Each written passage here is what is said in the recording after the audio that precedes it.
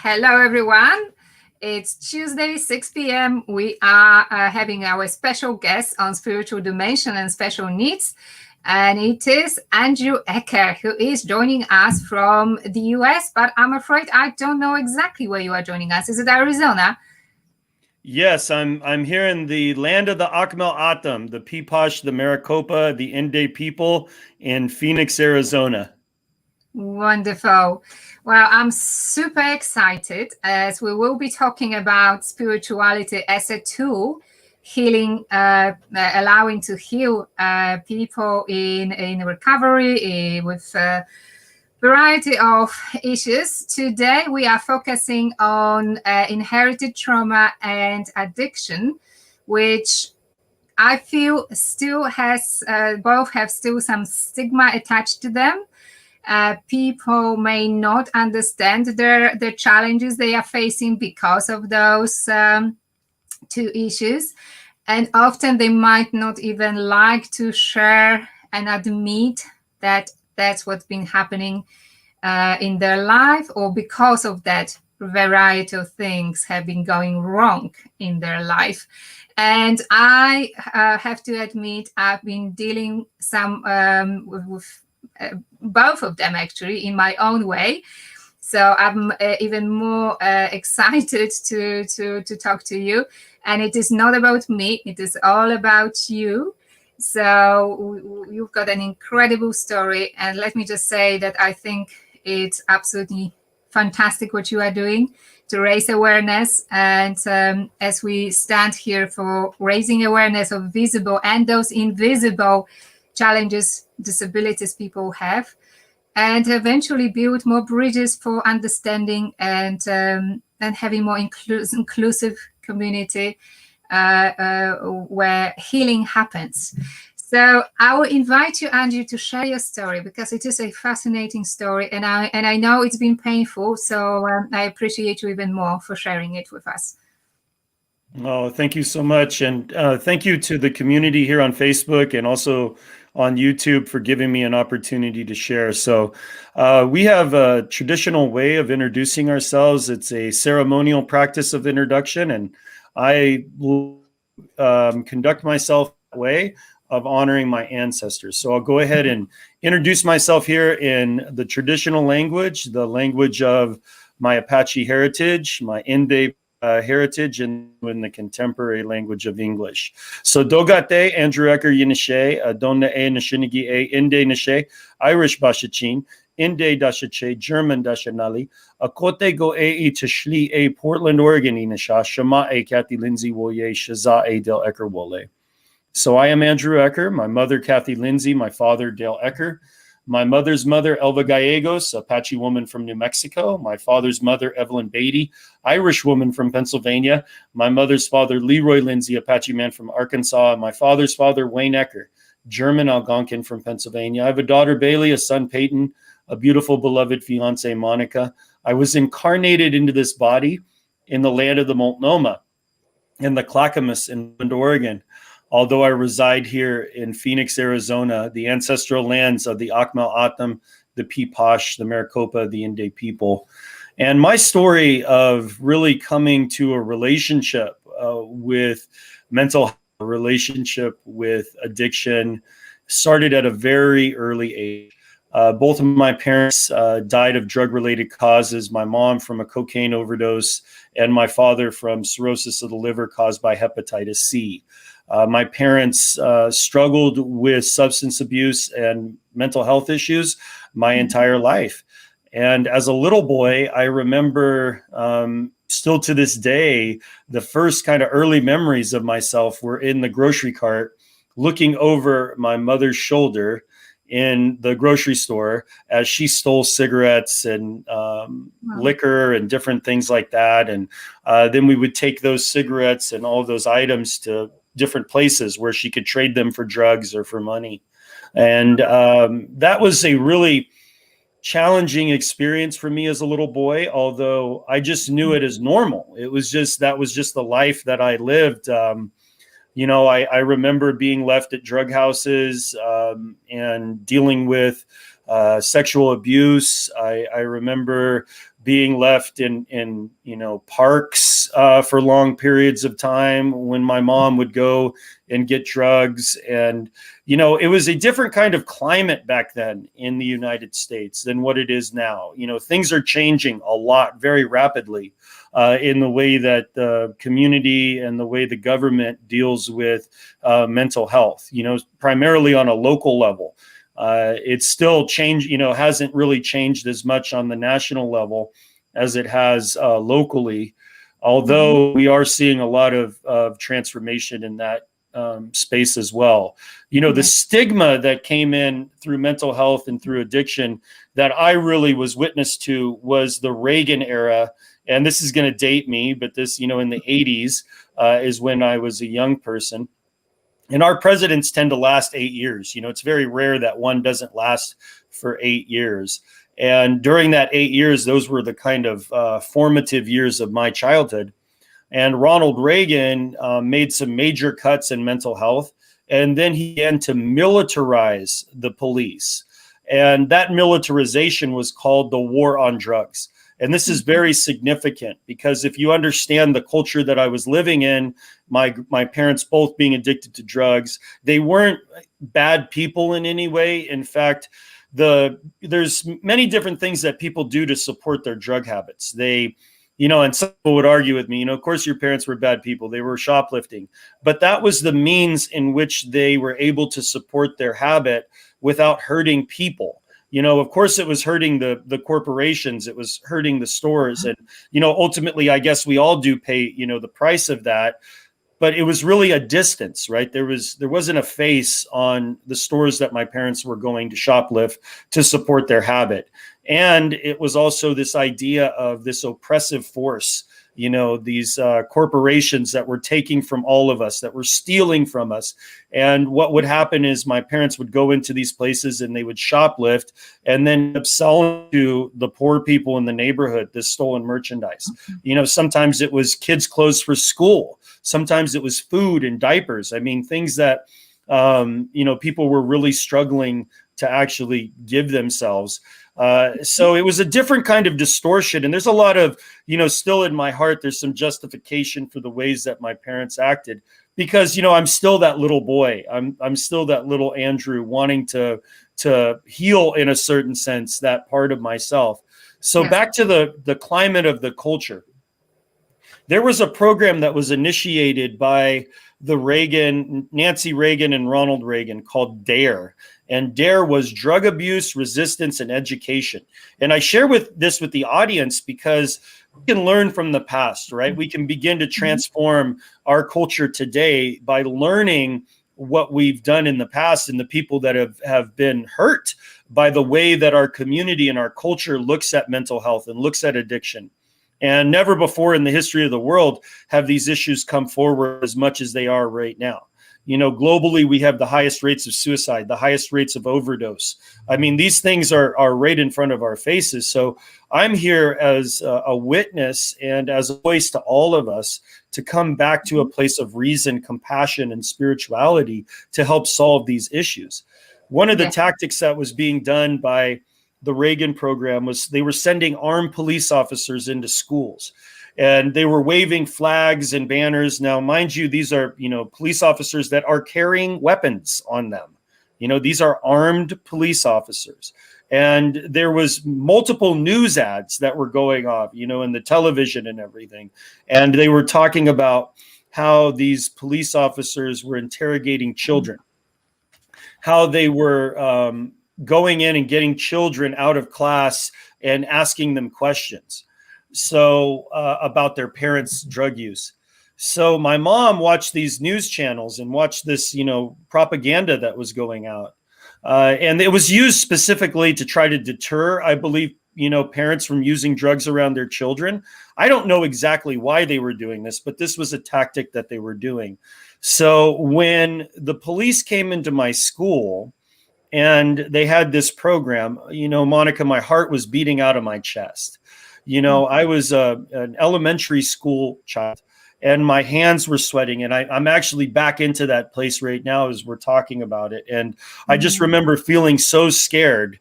And I actually went to the bathroom on myself while I was in that chair in my little school desk, because I thought that they were going to take me and interrogate me. I thought that they were going to start asking me questions about my mom. And they didn't do that. But what they did do is they told us that if you have one drug addict parent, you're 50% more likely to become a drug addict. And what that did for me was it established in my child mind that I was genetically flawed. You see, that I had a genetic disposition of destruction and addiction in my life. As I began to grow older, of course, there were more influences to fortify that space, that spiritual commitment that I made to my identity. The images that I was seeing on television about being an Apache Indian, a warrior, a savage, a criminal. Like, these were all the things that were stereotypical inside of my mind of what it meant to be me. And then my parents were talking about, going to war with the system, the corporations, the police. It was this constant state of fear. So at an early age, I developed a relationship to post-traumatic stress. And that relationship to post-traumatic stress was, a part of my everyday. I was, afraid most of the time as a little boy. And I had behaviors like going to the bathroom on myself, doing perimeter checks, waking up in the middle of the night and being afraid, being outside of my house, walking around my house, going to sleep with knives, barricading the door, putting, chairs. How old were you at the time, Andrew? Pretty much my entire childhood. And still up until this day, I still have a relationship with post-traumatic stress and with mental health, with depression, with mania, all of these different, ideas of how I live as a result of my relationship to my childhood. Now, I can tell you that my relationship has changed over the years with spirituality, with the ability to understand, cognitively how I live in relationship with my own mental health, with my addiction. And yeah, so it's, I think that the last time that I had a quote unquote, episode with my post-traumatic stress was about 2.5 years ago. My fiance had left and she had gone for a training. And when she was gone, I just started feeling that huge amount of fear. I was the only person in the house. The dogs started barking because, of course, they pick up on that.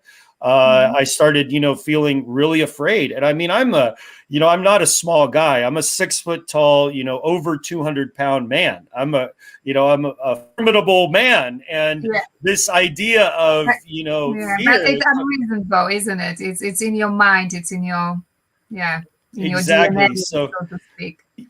So I did a barricading. Now, when a barricading happens, you get these pictures of, putting a couch against the door or all of these images. And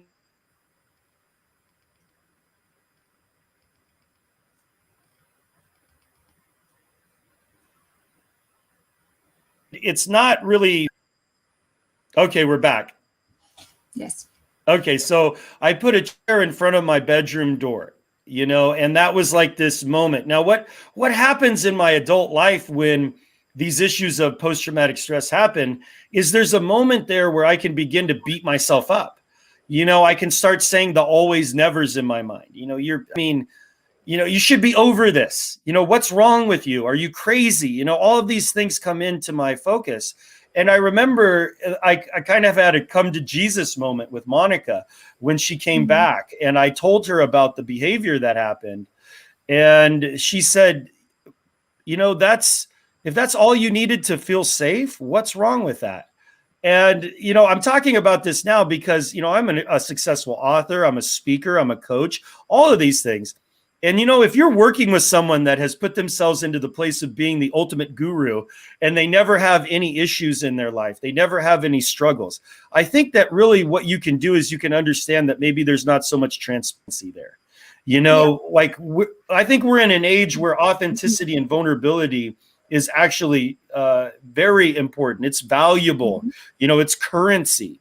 And for me, right, the people that I work with, they value my authenticity. They value my vulnerability.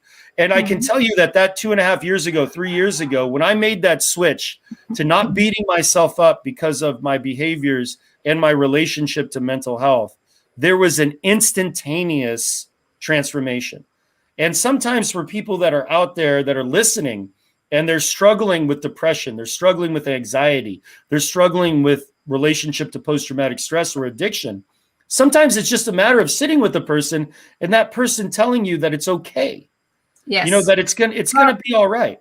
Yes, Andrew. I think I've chatted to someone and we had a really good chat prior to this live. Being transparent and opening up to admitting that actually there is an issue, there is a something, you know, of on the mental health radar, which there is no point in hiding in the corner and sort of covering it up. It's there, and until we address it and call it by its name, it will not disappear. And then it won't disappear, as you said, with your post-traumatic stress disorder. It's still there. You just learn to deal with it, isn't it? And sort of you've done a really good job out of it. And in learning to deal with it, I like to say that it's a relationship, that I'm developing a relationship with these parts of myself. You know, we can have a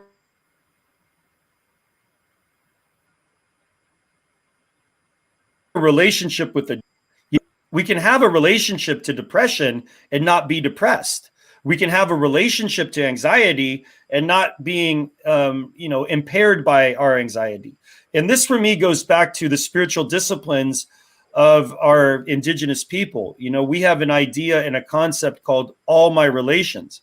And this idea of being related to everything in your life is a spiritual transformational energy that gives you a permission slip to live in your vulnerability, to live in your authenticity, and to show up in community with a powerful message, a message of your own medicine.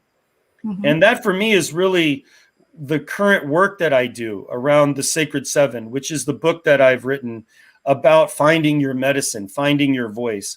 And it all goes back to this form of traditional introduction that I would love to share with the audience, because this is really kind of the practices that have helped me in my life now. Absolutely. Well, let me just ask you a question here, because obviously that's what you are doing and that's what have helped you in your own healing journey.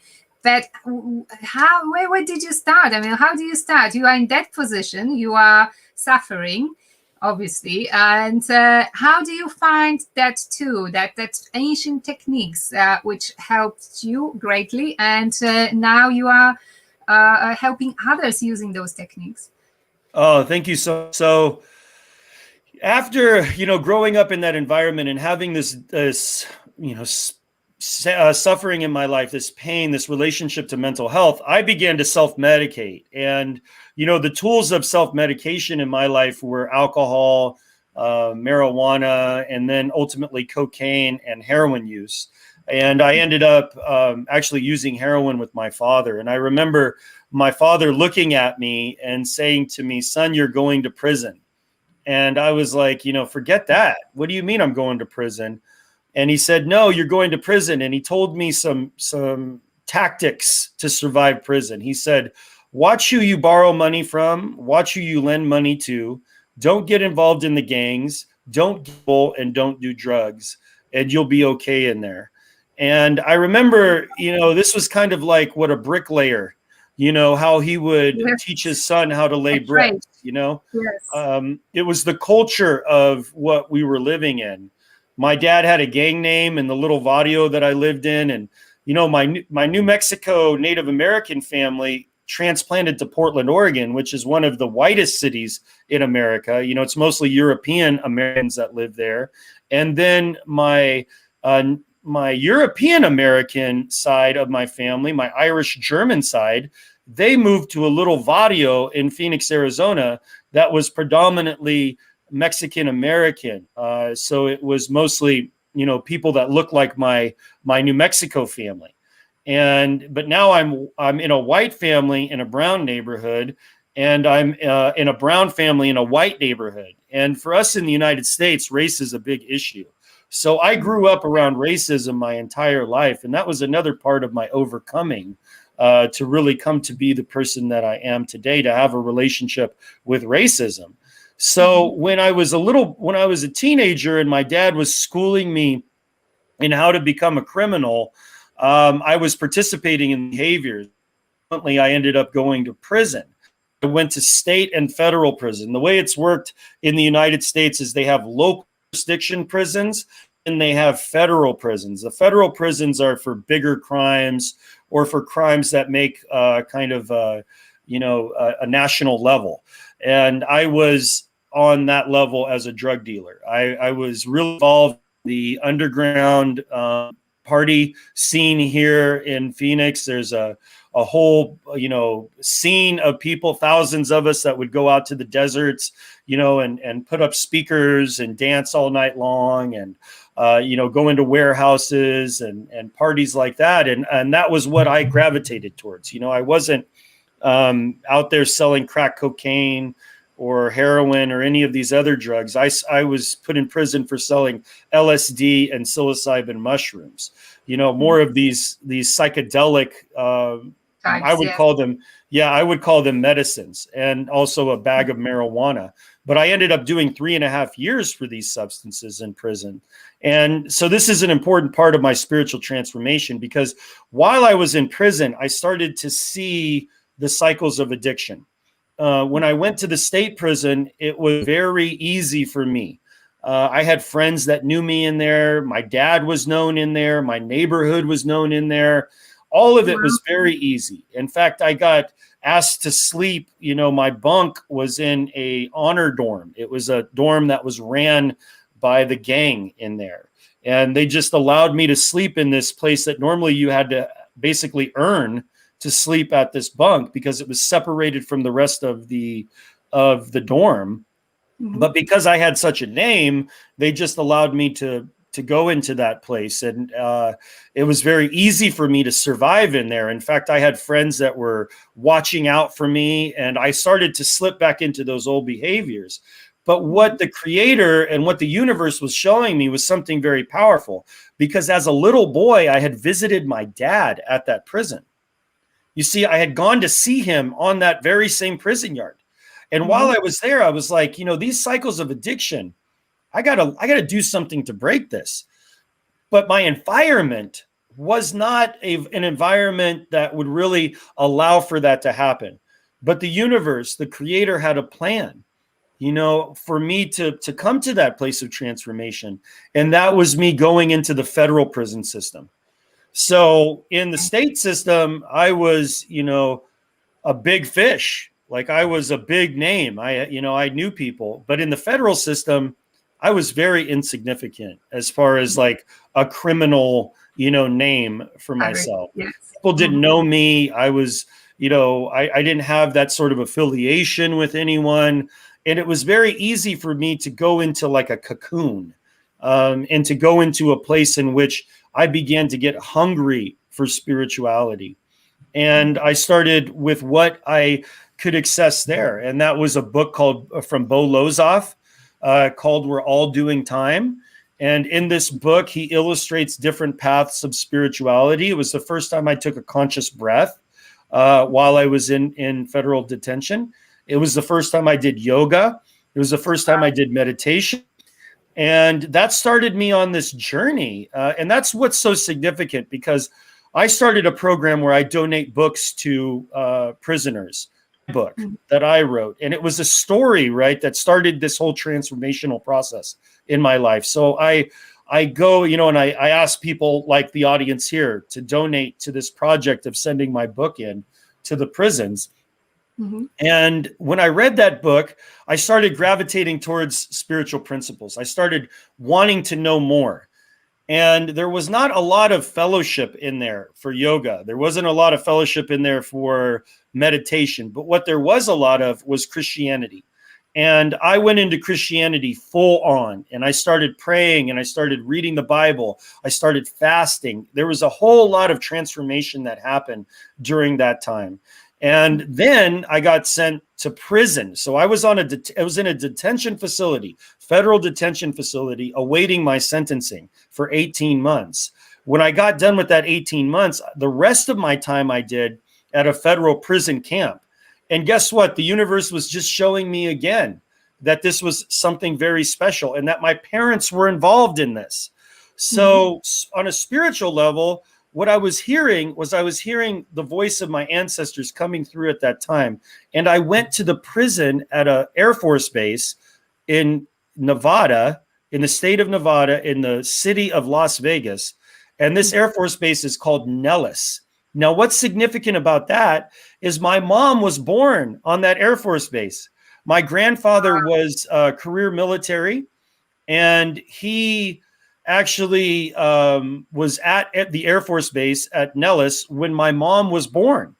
So again here, you know, my dad was at Fort Grant. My mom was born at Nellis. It was like this whole cycle of addiction, you know, was manifesting itself in my incarceration. I started, you know, getting access to more opportunities to change my cognition. So when I went from the detention facility, now I'm in prison and I get to go through a drug rehabilitation program. I had been in and out of state services pretty much my entire teenage years, all the way through my, you know, incarceration in state prison. And the way the state system is set up is that the federal government pays the state government not for keeping people out of prison, but for putting people in prison. So prisons on the state level have the highest rate of recidivism. When you go to the federal level, you now are given access to really quality programs. And those programs are extremely important for the transformation of a person's mentality, their cognitive behavior. And I went into a 500-hour drug rehabilitation program, and I took it serious. There was a whole video library and book library, and I started reading and I started meditating. And this, alongside with my spiritual practice of Christianity, was really a catalyst for transformation. When I got out of Andrew, sorry to disturb, but what were the main sources for the drug rehabilitation program in terms of books and sort of teachings? Was there spiritual angle? There was a spiritual component to it, but it was more of cognitive and behavioral. And it's actually a curriculum that they developed. So it's developed specifically for the prisons. Now, what was important for the listeners to understand is I was also praying. I was also going to church. I was giving my testimony in the church at the prison. I was meeting with a guy that I knew in the prison named Mark, and we would meet every night right after dinner, and we would pray for an hour and we would meditate for an hour.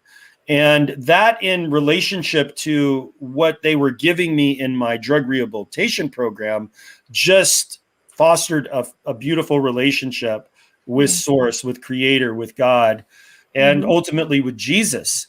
And I was really, you know, I was on fire for Jesus. You know, I got out of prison and I went directly into ministry. I worked for 3.5 years in the low, basically drug-ridden neighborhoods that I was selling drugs in, that I was doing drugs in. I went right back into those neighborhoods and started knocking on doors and inviting children to go to church with me. And I would get them on the bus and I would talk to them about my life and I would share with them a message of hope. And this is a very powerful transitional moment as well, Monica. And this is, I hope, going to encourage people to share their vulnerability, to share their intimacy. One day, as I was picking up kids for church, this little boy got on the bus and he was being picked on by other children. Kids were throwing things at him and making fun of him. And as he walked by me, I realized that, you know, he had gone to the bathroom on himself. He smelled.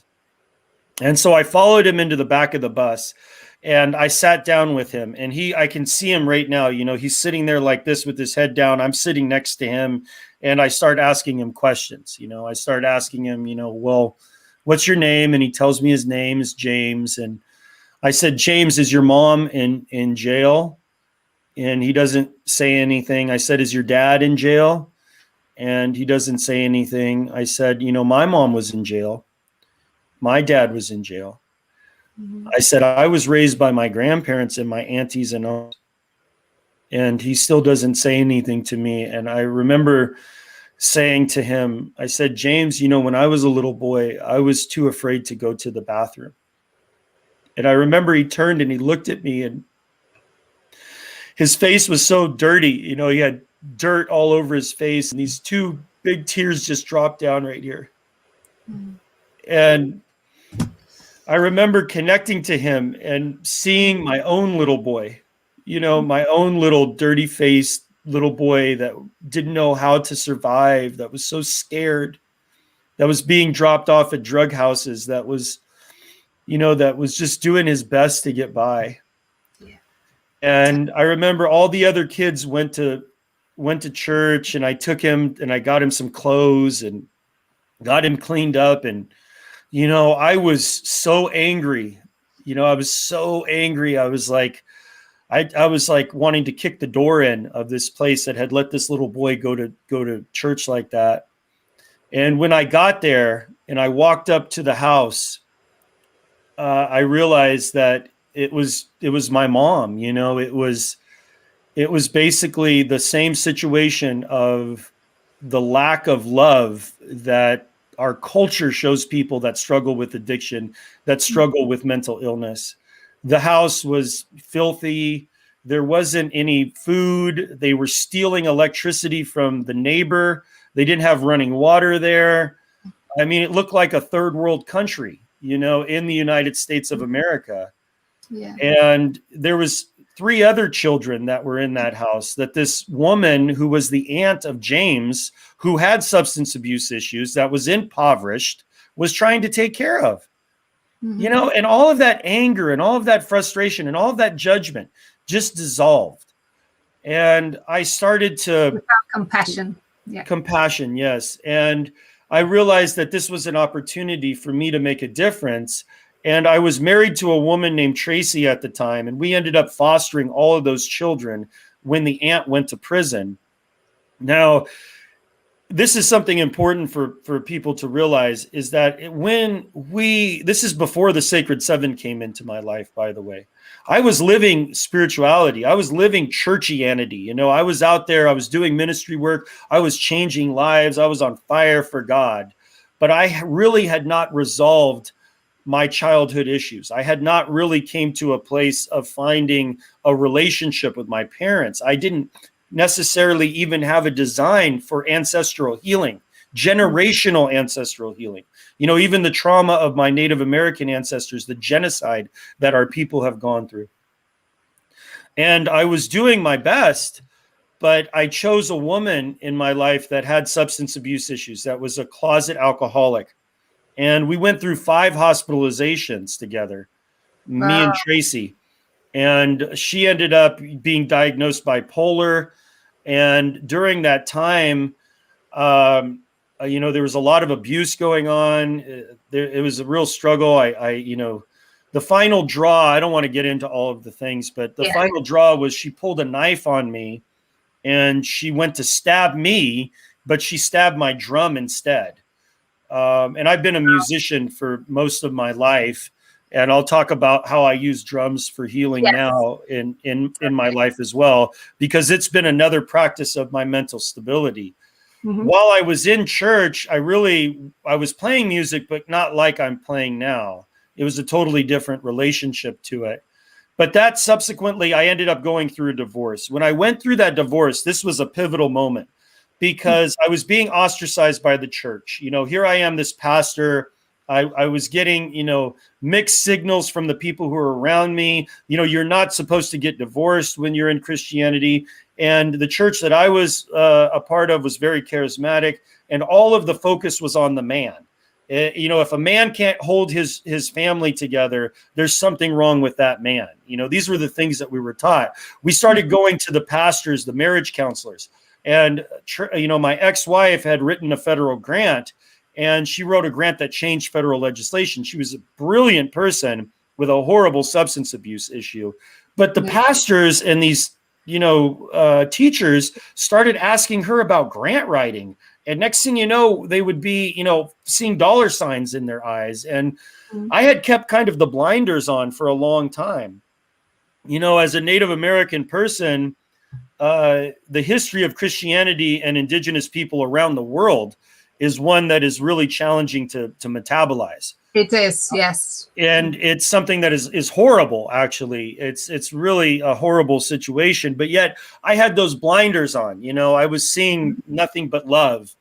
And when I started to lift the blinders and I started to see religion and I started to see judgment, it was horrible because I started to lose my community. I started to lose my support system. And I started to lose my identity again. So much. And I started to lose my faith. And I remember during that divorce, I was on the razor's edge. I was so close to relapse. I was driving around the neighborhoods where I had once got high. And if it's nothing but the grace of God that kept a person from coming in my car and me going off and using. And I'll guarantee I wouldn't be here right now if that had happened. But the Creator's infinite wisdom, the universe's plan again showed up. And I was invited to a conference to play drums, to do healing work with the drums. And this conference was on the Navajo Nation, which is the way our system is set up here in the United States is there are groups of indigenous people, not all the indigenous people of the United States, but certain select groups that made treaties with the United States government. And those treaties established what were called reservations. And these reservations are where the indigenous people are given land and some opportunities to create their own sovereignty. This was one of those places, and it was the Navajo Nation. I was invited there to do this healers conference at Fort Defiance.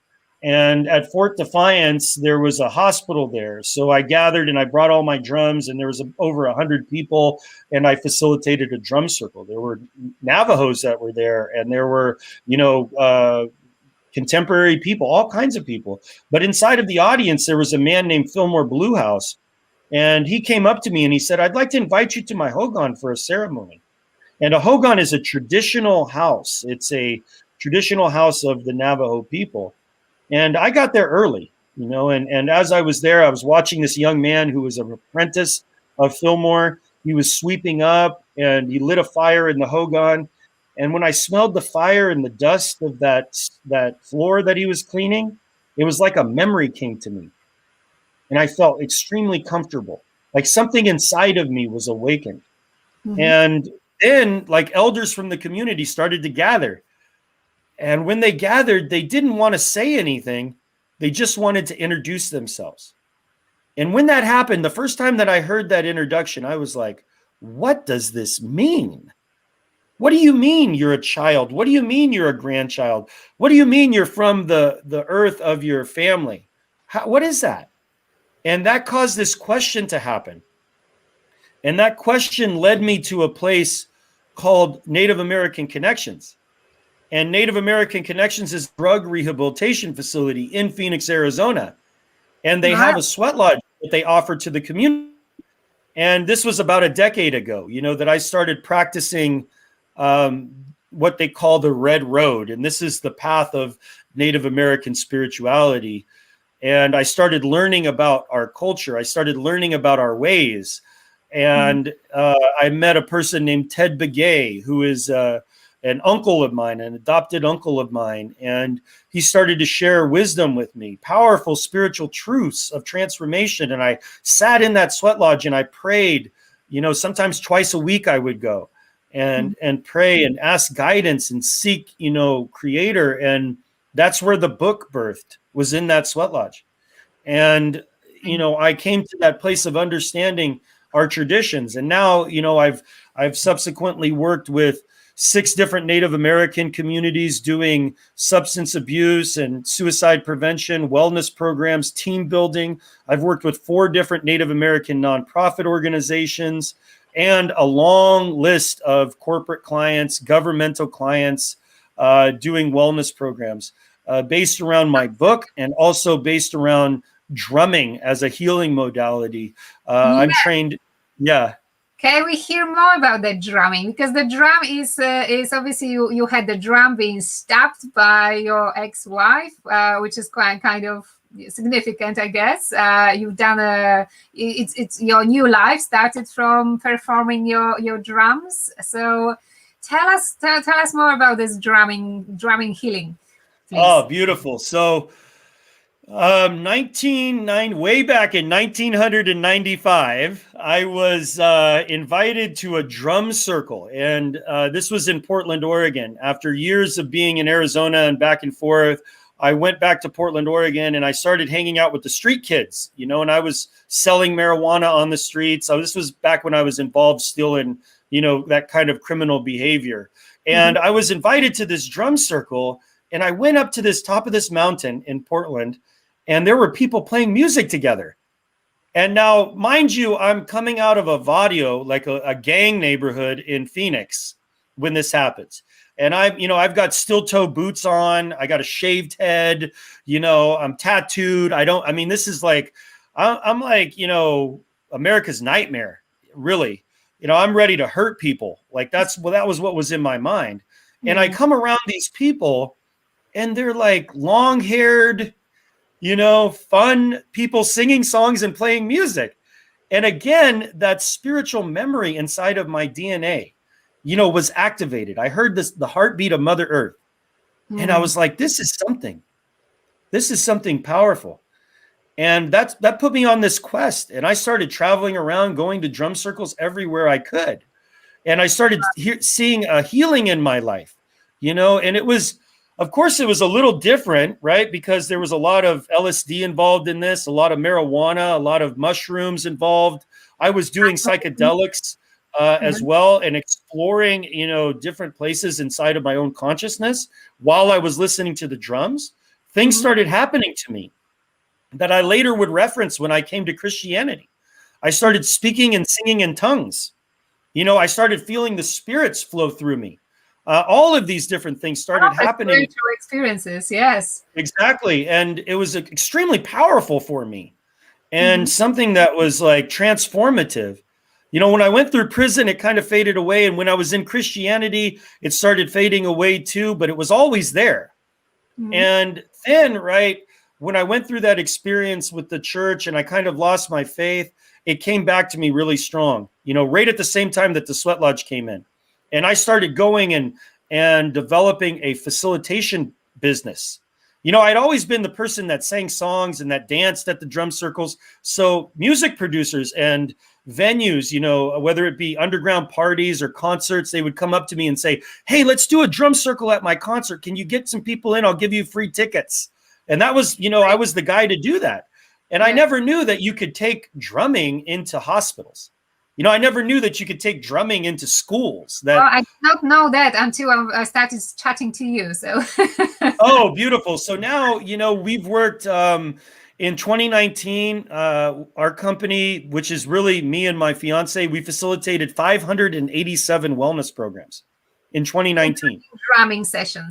Drumming sessions, yeah. Primarily, you know, how does it make people feel? What happens when the drumming session takes place? You know, what happens to people? How does it heal them? I know the beat is powerful. There is the sound healing involved here, but so much there, right? You know, we've done, and when I say we, I can say the drum circle facilitation community has done so much to quantify what my ancestors have known since the dawn of cultural identity.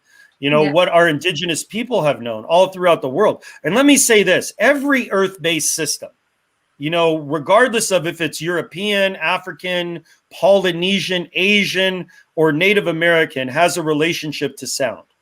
You know, whether it be singing, the gourd, a flute, or the drum, there is a relationship to the power of transformation through the energy of sound. And now science has caught up to that. So I'm trained in an evidence-based healing modality called health rhythms.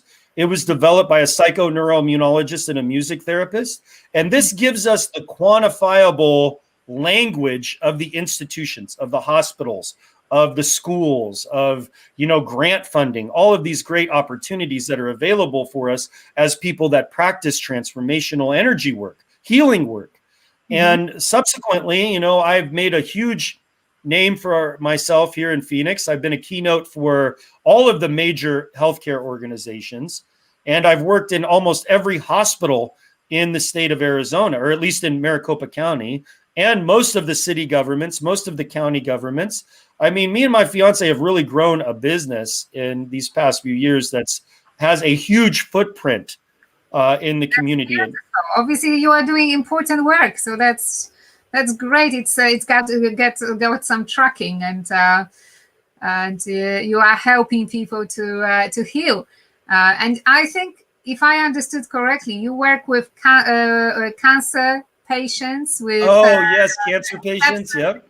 Yes, I mean, there is so much pain within those circles. So yeah, it's amazing. Monica, I can tell you that we have worked with thousands of people, tens of thousands of people potentially. I mean, I've facilitated over 4,000 wellness programs in my life. And, in the contemporary places, working in cancer facilities, working with people that are real close to the edge of transitioning, and even helping them transition. I've done doula work as well. I wouldn't call myself a doula, but more of an energetic practitioner of helping people go to the other side. I've been in the room playing music while a person has transitioned. And all of that is an extreme honor to be able to show up and serve that way. One of the things that I'll share with the group here about this energetic transformational work is that, there are many people out there that struggle with empathy because they feel like they're an empath and they don't know really how to manage that energy. Well, myself, I've been an empath my entire life. That's how, PTSD, it basically ignites those neural pathways of empathy because it's a survival mechanism. Now, what you're doing biologically is you're accessing energy in order to survive. But when you get out of the survival part of your brain and you start to get into the spiritual, the third eye, you start to get into the other areas of your mind, which is really practice. And there's some techniques that I can share, but it really is best done in a one-on-one situation with people. But you can now begin to create comments for sure for those who want to do their one-to-one sessions. Absolutely. And when you're able to access that density of energy as a practitioner, when we go into a hospital, let's say we're going into a cancer facility, and I walk in there and I can smell death, I can feel that. For me is empowering, because I know that energy density, the gravity of that energy is accessible to me. It's accessible to me energetically. And with that, catalyst for miracles. I have learned that there's no longer no good vibes, bad vibes in my life. There's only density and flow. That's the only two ways that energy shows up in my practice. And as I've learned how to access the density of energy, we have gone into places that smell like these. I mean, hospitals that are state-ran, income, places that, human beings should not be living, to be honest with you. But yet they'll hire us because the government mandates that they put out money for programming. So we want to utilize that. And those are the people that we love to see. The person that's in a psychiatric lockdown, that doesn't have hope, that has no reason to live. And we go in there and start to access that density of energy. And it begins like this, Monica. My name is Andrew, and I just want to let everyone know here in the group, I'm so grateful that I have this opportunity to be here, because I was experiencing that loneliness in my heart. The loneliness that doesn't go away being around people. I don't know if any of you can relate to that. And once they start going like this, see, now I have empathic access into the density of energy. And a lot of people will fear because they know how to use it. And I've been, taught by in my life, like Namsamvaya, powerful traditional Hopi singer, Kachina chief. And this man, I've his powerful traditional work. And in witnessing that, I'm able to apply it to the contemporary. Mm-hmm. You know, I remember one time I was up on the Hopi Nation, and he invited me up there to see the Kachinas dance. And he leaned over and he said to me, he said, you know, we do this to honor the young girls. But some of us know how to take the energy of the drum and the dance and use it to do things like change the weather. And I remember thinking, it's not working. You know, it was a beautiful blue sky. And he said, we use it to bring the snow for the crops. And I remember I went back to this beautiful little place he had for me, you know, in his backyard where I could stay. And I'm sleeping back there, and I hear the and those of you that live in wintry places, you know, with a lot of snow, you know that's the sound of a blizzard. Well, I opened up the door and I almost was pushed over by the snow, you know. And it was a powerful experience for me because, again, it was about remembering how I can access the energy, how the collective consciousness has a powerful tool. You know, another indigenous relative of mine, a man named Gordon Lewis, you know, an Apache singer, you know, in my tradition. I remember we were sitting and drumming, and he goes, you know, Andrew, we don't ever give the drum to a fool. I said, really? He goes, yeah, it's like giving an idiot a loaded gun. That's what he said. Oh, he that's said, how powerful it is. Yes. Exactly. It's energetic work. Yes. And for when you practice with it, you know, it becomes your greatest guru. That's how it is for me. You know, the difference between me and many people is because I have an energetic practice in my life. That's why I'm 22 years now, substance abuse free, Monica. 22 years since I thank you. Since I put a heroin needle out of my arm and put down that crack pipe, you know. 22 years it's been since I've had any kind of issues with the law, any kind of things like that. And 22 years it's been that I've been able to live without antidepressants, without anxiety medication, and have a relationship to post-traumatic stress and depression and, you know, addiction and all these things. Why is that? Yes. Because of the drum, because of my sacred fortified introduction of knowing my ancestors. You see, all these things, they're important to realize. And there may be people out there that are in the group that are learning shamanic medicine. You know, it's very catchy right now. You know, it's very vogue to be a shaman. And what I would want to say to you is, please, before you do any of these spiritual practices, get a free copy of my book. You know, learn how to introduce yourself to ceremony. Learn how to call upon your ancestors, not the ancestors of, you know, an indigenous person like me, your own ancestors. Yes. Because you are the medicine. You're the one we've been waiting for. Your medicine is important to this hoop. Your authenticity, your vulnerability, your intimate relationship to mental health. This is how we're going to pull ourselves out of this suicidal epidemic that's upon us, this drug addiction epidemic that's upon us. As a collective, as a community, we're going to live. And we are talking drugs which are illegal, but also we are talking the legal drugs. Oh, many of them. Yeah, many people out there are living. In the United States, it's really serious sort of legal drugs, over-the-counter drugs. Huge. Which we have to a certain extent as well. And but we don't need to do it. That's the message. And we need to appreciate what we have within and our ancestors. And you are such a beautiful example of how it works.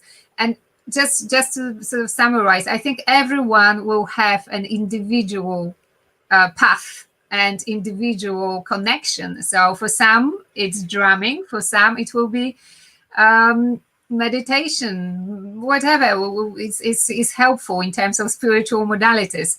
But I'm sure it will help to try and sort of learn from those who went those paths, those painful paths.